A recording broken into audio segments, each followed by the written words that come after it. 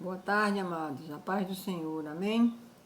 Eu sou Maria do Carmo Barbosa Santos, RA 2011 76255. Estou lotada aqui no Polo de Itapetinga, Bahia, aluno do curso de Teologia. Bom, hoje nós vamos falar um pouco a respeito da epistemologia dos estudos das religiões. Pretendemos mostrar, à luz de seus principais postulados e os métodos, uma comparação com teses, né, e teorias a respeito do fenômeno da religião. Então, uns estudiosos como Freud, Marx e Emile Durkheim apontam pontos importantes. E esses pontos chegam a gerar críticas diante de reações da fenomenologia. Está errado aqui, mas eu vou continuar. Peraí.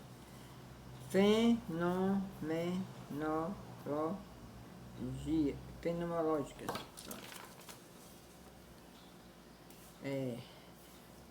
Diante dessas reações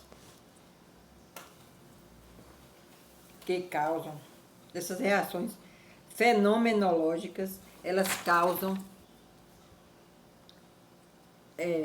elas buscam recuperar, reelaborar e aprender o conceito do sagrado. O sagrado é como tem um único objetivo. O principal é das investigações das ciências e da religião. Esses são os principais objetivos desta investigação. Emile Durkheim, ele é um sociólogo que viveu entre 1858 a 1917. Ele foi fundador da escola sociológica francesa.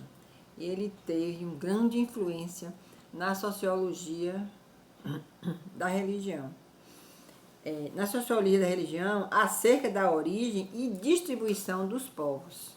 Ele traz o totemismo como a religião primária, é classificada assim. O totemismo é a religião que adora os animais e considera que a filosofia tiveram origem na religião. Como sociólogo, ele preferiu direcionar sua teoria para esclarecer a funcionalidade da religião como produtora da solidariedade, né, social. Freud, a teoria psicanalística da origem da religião consiste em outro exemplo do desenvolvimento dos estudos da religião e entre o final do século XIX e início do século XX. E ele definiu as características do tabu e do totem. O tabu é uma proibição fortíssima e antiguíssima, para o qual ele não existe uma razão imediata. Ela é exogâmico. Por exemplo, um membro do clã, ele não pode se casar com uma mulher do mesmo clã. O totem, ele é considerado o deus totêmico. Isso quer dizer o quê? É como o animal ao qual o clã, ele atribui um culto especial, do qual ele se sente totalmente dependente deste culto. Então, já Karl Marx, na visão dele, a religião é a mais pura ilusão de consequências, né, muito negativas.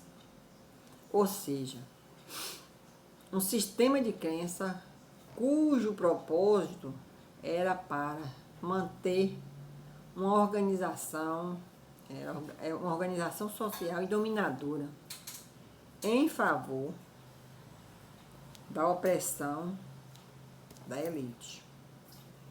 Então, para Marx, a religião deveria ser investigada em razão das funções que desempenha na sociedade, e não como base dos seus conteúdos e elementos internos.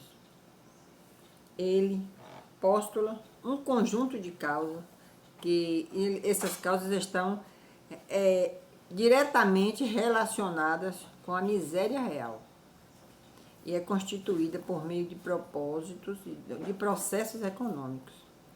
São os processos econômicos, sociais, políticos, e pela luta da classe e de seu impacto na sociedade e também na história. Esse era um processo econômico. Veio então as reações da fenomenologia. E em meio a esse debate também vieram muitas reações da fenomenologia da religião, e com a visão contrária das teorias da religião primitiva. É bem diferente. Os funcionalistas e os reducionalistas, aí eles começaram a destacar um dos mais importantes teóricos, um dos mais importantes teóricos foi Rodolfo Otto e Mircea Eliade. Rodolfo, ele defende a ideia do sagrado compreendido como algo divino, diferente de qualquer realidade. Ele é natural, perspectivo, né? E que escapa aos processos de racionalização.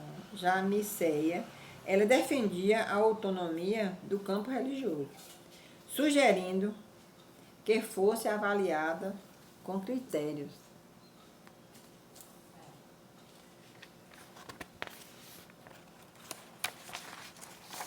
Aí veio os religiosos, pois o sagrado não pode ser submetido ao redutismo das ciências sociais. Eles chegaram também várias críticas referentes à fenomenologia. Diante da posição da fenomenologia, e em relação ao sagrado, eles destacaram duas: a crítica à negligência do contexto sócio-histórico em que surgiu esse termo, né? Que se resume no emprego indevido,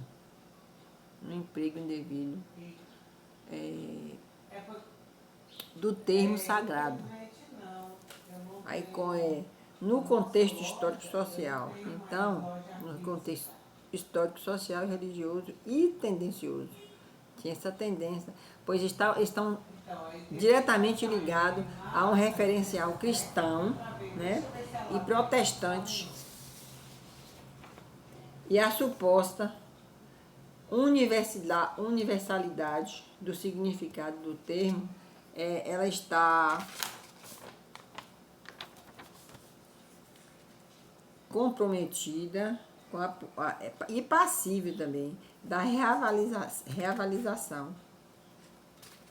Então, existe essa possibilidade dessa reavaliação. Então, concluindo, né? Então, nós vimos que Durkheim, ele é de grande importância na sociologia da religião. E sua tese, ela vai desde o totemismo como religião primitiva, e tempos depois ele coloca a religião como produtora da sociedade. Ela se transforma em produtora de uma solidariedade social. Aí veio a mudança. Freud busca outra forma de estudo do fenômeno religioso. E é do ponto de vista dele, né, da psicologia, ele define que existe o tabu e o totem. Dessa forma que Freud, ele definiu a psicologia.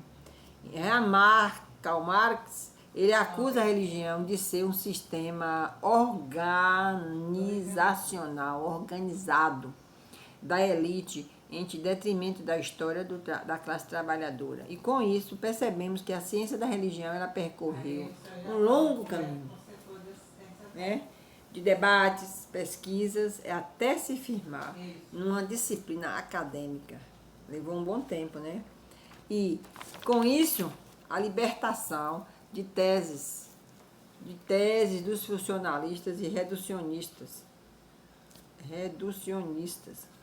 Foi possível avançar, né, avançar para um entendimento estrutural do fenômeno religioso. Isto é, foi possível demonstrar que a religião ela é muito importante, importantíssima na construção social, da boa convivência, da moral e da ética. Mas, entretanto, as dificuldades são as mesmas ou até maiores que as anteriores. E daí os cientistas da religião começaram a estudar a tese da teologia, a tese teológica do sagrado, né, como algo superior. Então, os estudos das questões epistemológicas, né, usando métodos e teorias dedutivas na explicação dos fenômenos religiosos, em detrimento de uma ideologia. E assim, né, se compreende de que uma religião tem sua construção, a ideia de Deus. Deus é um ser sagrado e superior. E isso é independente, indispensável e fundamental nesta relação de fé, da santidade, com a experiência religiosa do homem. Nesta conclusão, é necessário um diálogo entre a ciência da religião com as ciências humanas e sociais, de maneira que cada um, com sua autonomia, elas possam contribuir efetivamente na construção do entendimento do sagrado.